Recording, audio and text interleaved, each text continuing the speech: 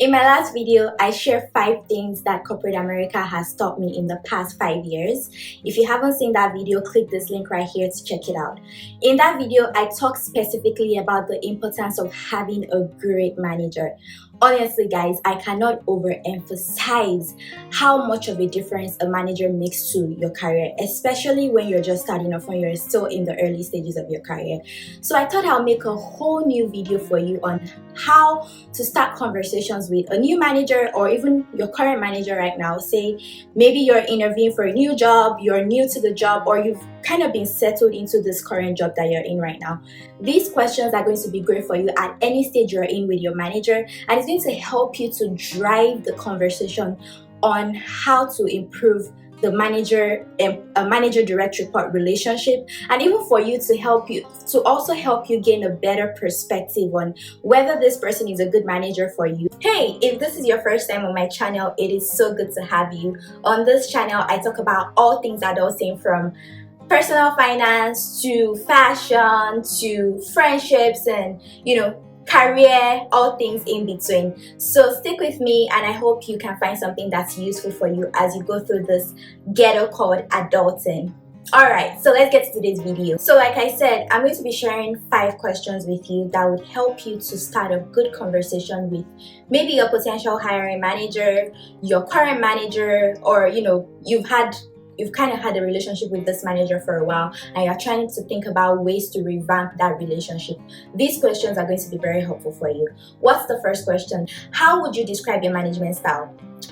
Asking this to your potential manager helps you to kind of see how they think through their own management style. It could also help you see if this person is going to be a micromanager. I personally don't like micromanagement, but there's some people that style works for. So it's just a matter of finding what works for you, what works for them, and is there compatibility between both of you.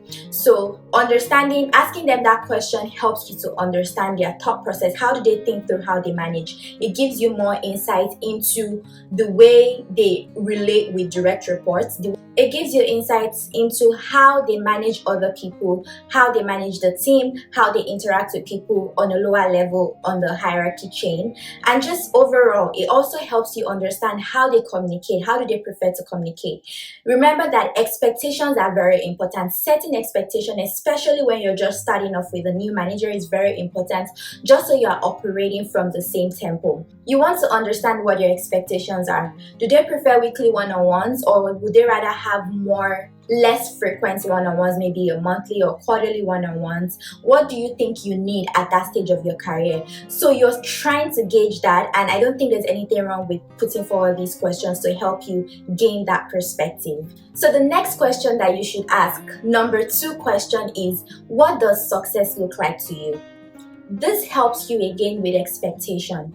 How does he break down your deliverables? What kind of deliverables do you need to have? How do they communicate that? How will they communicate that? So understanding what success looks like to them is very important, because success may be different things to different people, and being able to identify what it looks like to them and what your expectations are for you in terms of attaining success is very important. And also, this comes into play when you're trying to think about your future growth in terms of promotion. You want to know what going above and beyond looks like, because success, even though a company has an overarching goal, for your specific team, there might be some specific KPIs that are connected to what a successful person looks like or what a successful employee looks like. So it's very important for you to clearly ask and define that, so they are able to guide you in the right path. Because sometimes you find that you're just working really hard but not smart, because that's not how they interpret success. And when it's time for promotion discussions or performance reviews, you start to find that there's miscommunication or there's misalignment, and it's like you're burnt out, they're not appreciating your work, and it's just this weird misalignment that can be very frustrating. So it's very important to understand what success means for this person. How do you go above and beyond? How do you show your work? How do you highlight your work to that person, to the bigger team, and even to upper management? So ask that question and come back to tell me how it went. The third question I would ask is, what are your plans to help me get past the learning curve in the first 90 days? This is especially helpful for someone that's just starting off a new job or new role with a new manager. So that way you have clear expectations and you have a picture of what your first few days or first few weeks are going to look like. A good manager should have a clear onboarding plan. When you're starting off a new job, no matter how experienced you are, there's always a learning curve to go through. There's always that ramp up period. So it's important for you to know how they're going to help you pass that, so you're not just confused, you're not just lost and like not even knowing how to navigate the whole company or the whole team. So a good example would be, say they pair you up with a peer mentor, or they have more frequent one-on-ones with you just to kind of check in more often and see how you're doing and see if you need any help. They have a list of resources for you that you could review in the first 90 days to help you understand the business, understand the company, understand the team. And they could also give you some opportunities to drive maybe small little projects that are related to your past experience, and to just kind of see how you're faring with those things. So it's very important to understand what their plan is to get you on board. It's important that they have work for you, they have valuable work for you, they have work that's going to help you grow within that team. A good manager should always be ready to provide support for you. A good manager knows that training their employee properly, especially at the start of a new job, it's like sowing a seed that he's going to reap much later, because he's able to delegate more to that employee, to that person, and it helps grow them. They are more confident, they are more comfortable in leading projects. So honestly, I feel like it's a win-win situation, and when you ask that question, the manager should even be excited to share that plan with you. First question you should ask is, what opportunities are there for me to grow within this role? That helps you understand the opportunities beyond your current role.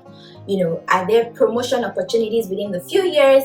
What does it take to get to that? And I want you to listen very carefully to some keywords here when the manager is responding to this question. Understand how, try to gauge his understanding of your strengths and your weaknesses, because a good manager should have that, especially if you've already started the job and you've gotten past the first few weeks or first few months hurdle and you've gotten to know each other better. So they should have a clear understanding of your strengths and your weaknesses, so that way they're able to find the right opportunities that fit your skill sets. They're able to put you in front of projects that will challenge you but at the same time won't break you, so they can kind of have a good gauge of where you're at. A good manager should be listening to you. They should be watching you in terms of seeing how you're progressing through your deliverables, and providing suggestions on how to move forward, or if you're stuck, giving you some resources to unstick you, whatever. But anyways, I think that asking that question helps you to know what your future looks like on the team. It's possible that team might not even have career progression, and that's okay. It might be that just because of the nature of some jobs or some roles, there's usually like a ceiling within that team that you can't go past. That's fine. Get the experience you need. If it's your desire to move up the ladder or to improve in your seniority or whatever, a good manager can help you, pair you up with the right mentors, the right people that would lead you to your next role towards that progression. So it's not just about, one of the things that stuck out to me when I was talking to a manager a while back was, he basically said, I expect my team members to leave, so I prepare them for their next role. I don't think that they're always going to be on my team forever, which is a great way of looking at things.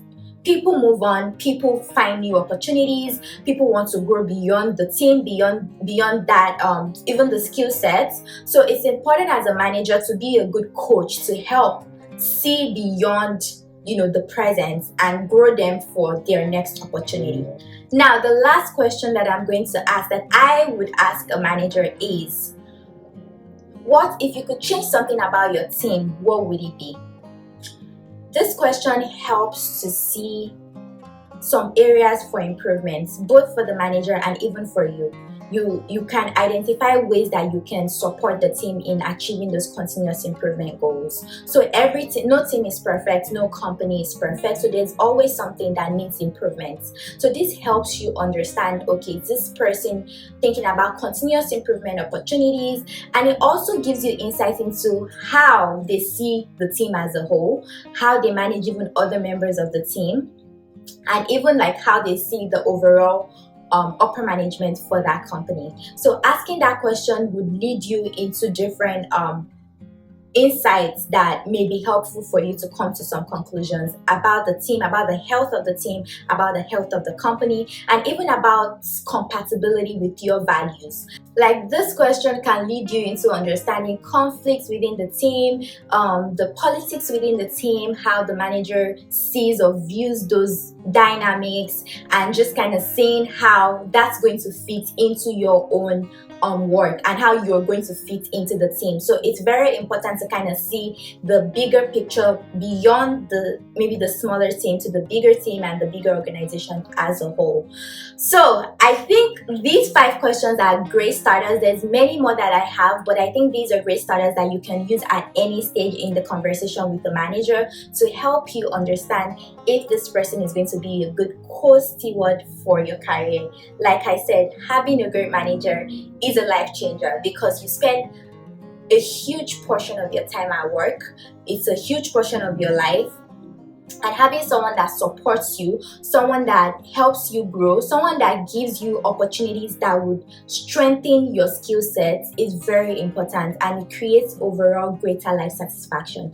I hope that I've been able to help you to navigate some of these things. If you're struggling with this, or even if you're not and you just want to see ways to improve your communication with your manager, bring these questions up in your next one-on-one or in that next interview that you're having. Just make sure that you're thinking through the responses and you're identifying some of the keywords that align with your values.